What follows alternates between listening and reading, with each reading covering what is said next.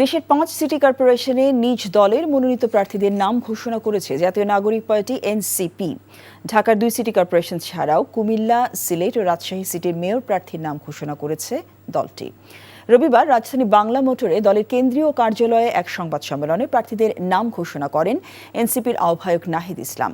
ঢাকা উত্তরে আরিফুর রহমান আদিব, দক্ষিণে আসিফ মাহমুদ সজীব ভূঁইয়া, কুমিল্লা সিটিতে অ্যাডভোকেট তরিকুল ইসলাম, সিলেটে অ্যাডভোকেট আব্দুর রহমান আফজাল, রাজশাহী সিটি কর্পোরেশনে মোহাম্মদ মোবাশ্বের আলীর নাম চূড়ান্ত করেছে দলটি। এ সময় নাহিদ ইসলাম অভিযোগ করেন, সরকারি প্রতিষ্ঠানগুলো দলীয়করণ করার অংশ হিসেবে স্থানীয় সরকারের সকল পদে প্রশাসক নিয়োগের মাধ্যমে ক্ষমতা কুক্ষিগত করছে বিএনপি।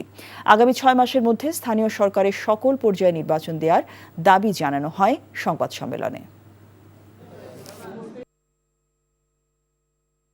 এই নির্বাচন কমিশনের অধীনে আবার সিটি কর্পোরেশন নির্বাচন হলে সেই নির্বাচন লেভেল প্লেইং ফিল্ড থাকবে কিনা এটা আমাদের মনে শঙ্কা আছে।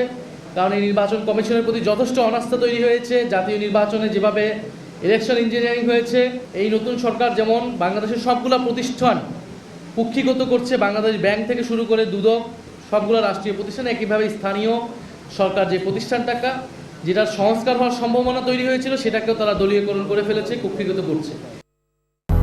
200-র বেশি সার্ভিস ও ফিচারে লেনদেনের সব বিকাশ অ্যাপে সম্ভব।